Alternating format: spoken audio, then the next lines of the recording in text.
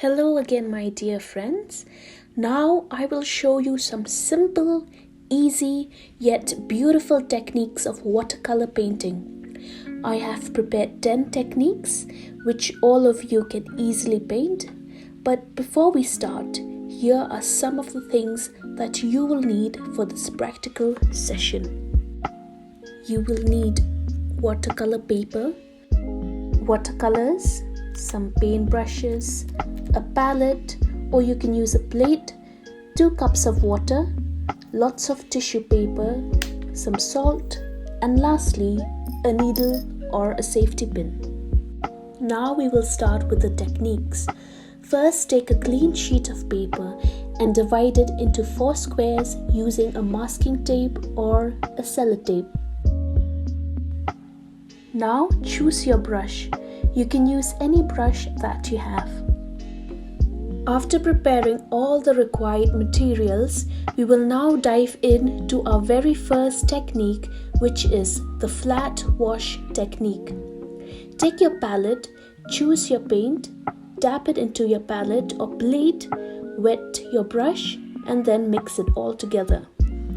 After you see that your brush is not so dry and not too wet, you will now paint it on the square. Go left to right. Start from the top and make your way to the bottom. After you're done, take your tissue paper and wipe out the edges which have the excess paint. This will make your artwork look neater and the paint will not travel to the other clean squares. The second technique is the graded technique. In this technique, you will need to get some paint on your brush. Then, starting from the top again, paint from left to right. Then, take water on your brush and paint the next layer. And again, take some water to paint the third layer.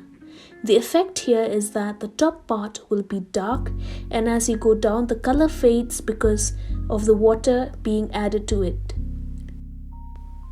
This effect is called graded, meaning change, which shows that the color gradually changes from dark purple to light purple and then to white.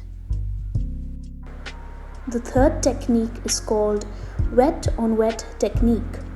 In this technique, you will need to wet your paper with clean water using a brush, after which you will need to take some paint on your paintbrush and paint it on the wet part of the paper. The water here is like a boat or a ship, and here the water will work its way to create designs or effects which you will be able to see because of how it carries the paint. The fourth technique is called sgraffito. Here you will need a safety pin or a needle or any sharp object. I will use a safety pin. The trick here is to scratch your paper. Scratch whatever design you like. And oops. See, I forgot to clean the sides and accidentally rubbed the paint over the scratched paper. Anyways, here you can see the design. So, the word sgraffito is derived from the Italian word graffiare, which means to scratch. So I'm painting it with blue color, and see how beautiful this technique is. It's very simple yet charming.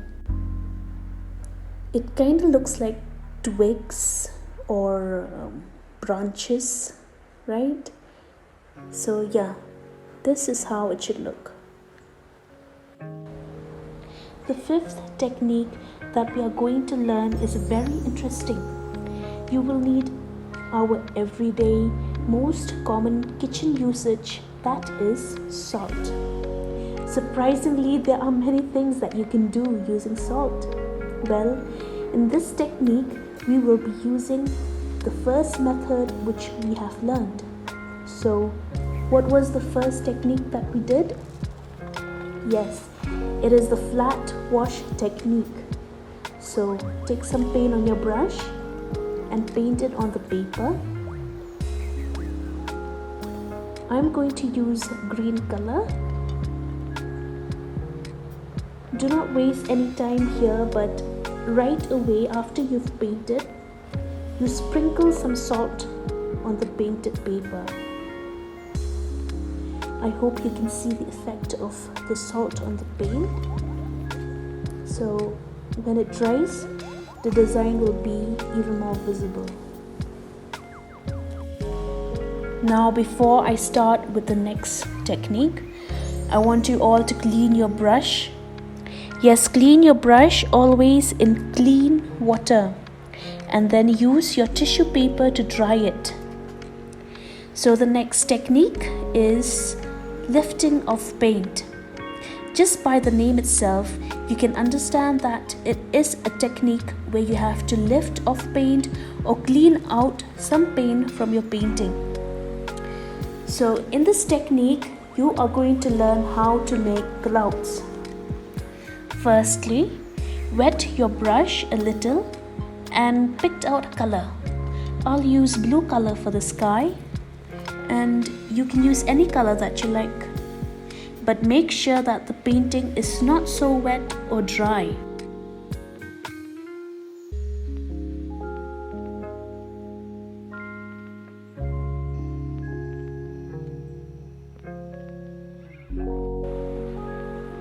You can add more color if you like. I've added more color to make it a little darker. Again, I have forgotten to clean the sides and have dragged a little green color to my sky.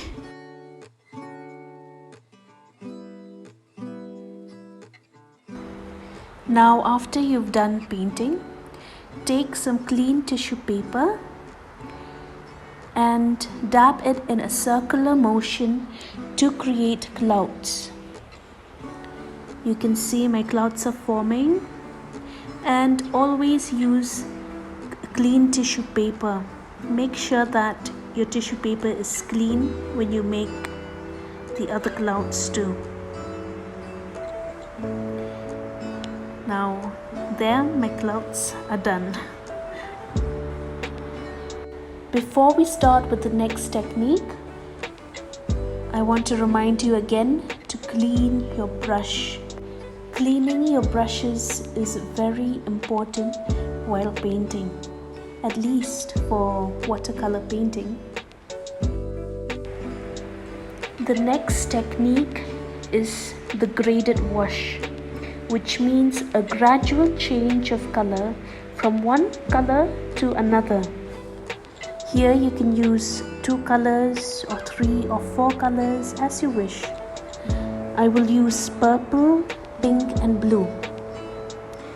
Squeeze out your paints on your plate or palette. Then take some clean water and mix it on your paints. Here I will start from the top and work my way down. Make sure that your paint is not so dry so that it can mix with the other color.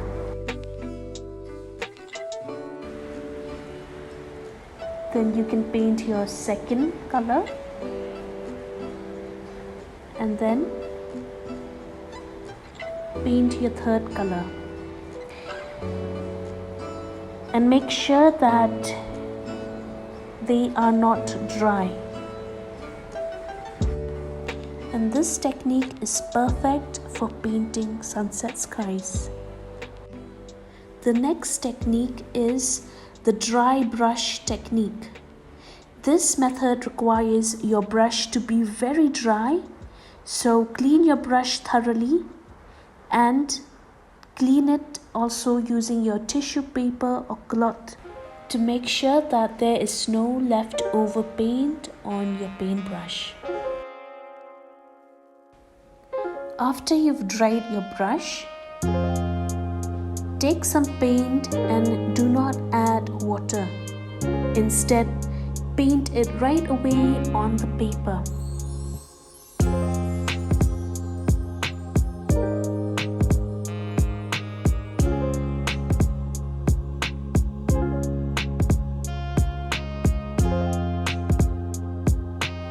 this technique is perfect if you want to paint grass, wood or stones, since it gives that realistic distressed look to your painting.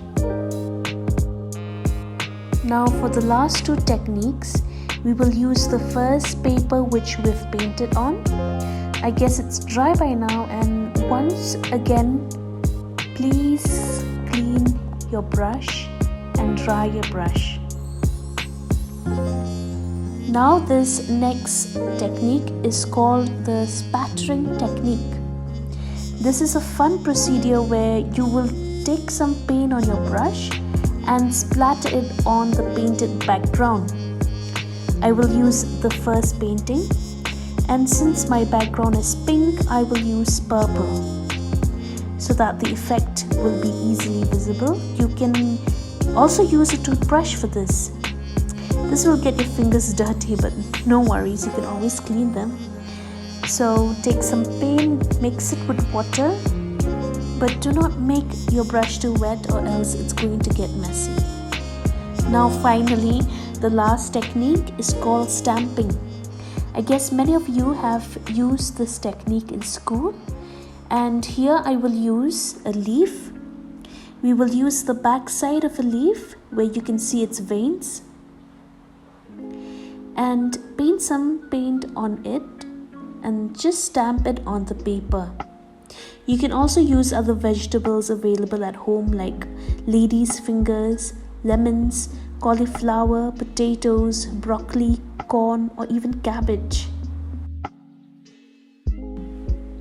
So I'm using yellow color to paint the leaf, and I will stamp it on the paper. The effect is not really visible. Since I'm not really satisfied with it, I'm going to use a small bottle and paint the bottom. And after stamping it, I can see that the design is visible. Now this is pretty. So yeah, this is the stamping method, and you can get really creative with this too. Now those, my dear friends, are the 10 watercolor painting techniques which you can try at home, and they are easy and simple, and you can try it in any painting. Thank you. God bless you.